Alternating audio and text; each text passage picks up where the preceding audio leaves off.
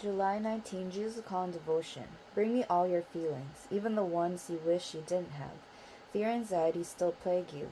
Feelings per se are not sinful, but they can be temptations to sin. Blazing missiles of fear fly at you day and night. These attacks from the evil one come at you relentlessly. Use your shield of faith to extinguish those flaming arrows. Affirm your trust in me, regardless of how you feel. If you persist, your feelings will eventually fall in line with your faith. Do not hide from your fear or pretend it isn't there. Anxiety that you hide in the recesses of your heart will give birth to fear of fear. A monstrous stepchild. Bring your anxieties out into the light of my presence, where we can deal with them together. Concentrate on trusting me, and fearfulness will gradually lose its foothold within you. Bible reference is taken from Ephesians 6:16, which says, "Above all, taking the shield of faith, with which you will be able to quench all the fiery darts of the wicked one," as well as 1 John chapter 1 verses 5 to 7. This is the message which we have heard from him and declare to you, that God is light and in him is no darkness at all. If we say that we have fellowship with him and walk in darkness, we lie and do not practice the truth. But if we walk in the light as he is in the light, we have fellowship with one another, and the blood of Jesus Christ, his Son, cleanses us from all sin. And last but not least, Isaiah 12 verse 2. Behold, God is my salvation. I will trust and not be afraid. For Yah, the Lord, is my strength and song. He also has become salvation. Reading the Bible in the year July 19, morning reading is taken from Acts chapter 21, verses 18 to 40. On the following day, Paul went in with us to James, and all the elders were present. When he had greeted them, he told in detail those things which God had done among the Gentiles through his ministry. And when they heard it, they glorified the Lord, and they said to him, "You see, brother, how many myriads of Jews there are who have believed, and they are all zealous for the law. But they have been informed about you, that you teach all the Jews who are among the Gentiles to forsake Moses, saying that they ought not to circumcise their children, nor to walk according to the customs. What then? The assembly must certainly meet, for they will hear that you have come. Therefore do what we tell you. We have 4 men who have taken a vow. Take them and be purified with them, and pay their expenses, so that they may shave their heads, and that all may know that those things of which they were informed concerning you are nothing, but that you yourself also walk orderly and keep the law. But concerning the Gentiles who believe, we have written and decided that they should observe no such thing, except that they should keep themselves from things offered to idols, from blood, from things strangled, and from sexual immorality."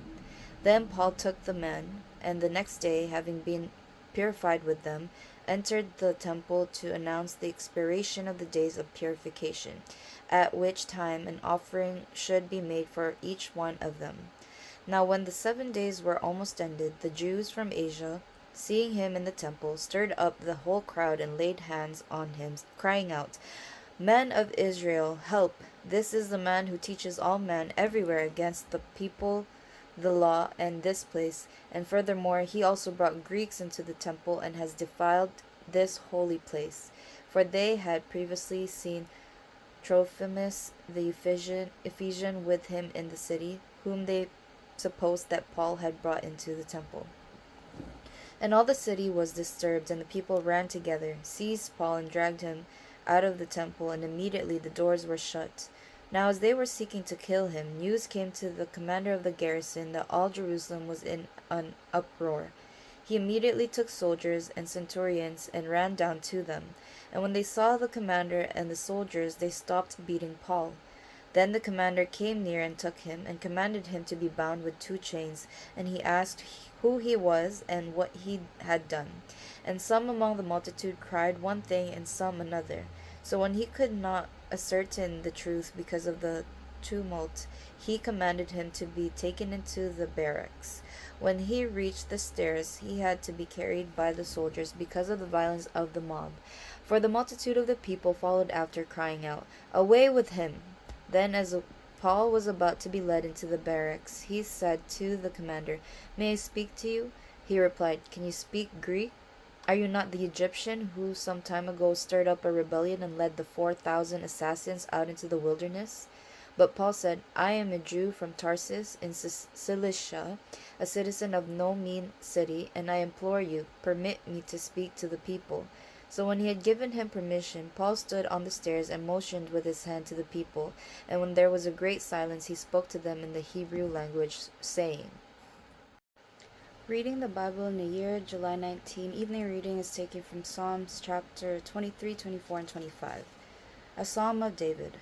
The Lord is my shepherd, I shall not want. He makes me to lie down in green pastures. He leads me beside the still waters. He restores my soul. He leads me in the paths of righteousness for his name's sake. Yet though I walk through the valley of the shadow of death, I will fear no evil, for you are with me. Your rod and your staff, they comfort me. You prepare a table before me in the presence of my enemies. You anoint my head with oil. My cup runs over. Surely goodness and mercy shall follow me all the days of my life, and I will dwell in the house of the Lord forever. Chapter 24, a Psalm of David.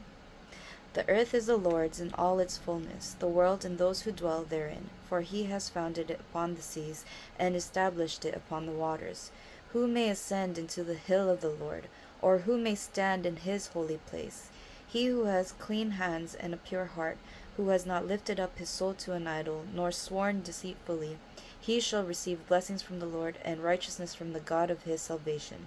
This is Jacob, the generation of those who seek him, who seek your face. Selah. Lift up your heads, O you gates, and be lifted up, you everlasting doors, and the King of glory shall come in. Who is this King of glory? The Lord strong and mighty, the Lord mighty in battle. Lift up your heads, O you gates, lift up your everlasting doors, and the King of glory shall come in. Who is this King of glory? The Lord of hosts, he is the King of glory. Selah. Chapter 25. A Psalm of David. To you, O Lord, I lift up my soul. O my God, I trust in you. Let me not be ashamed. Let not my enemies triumph over me.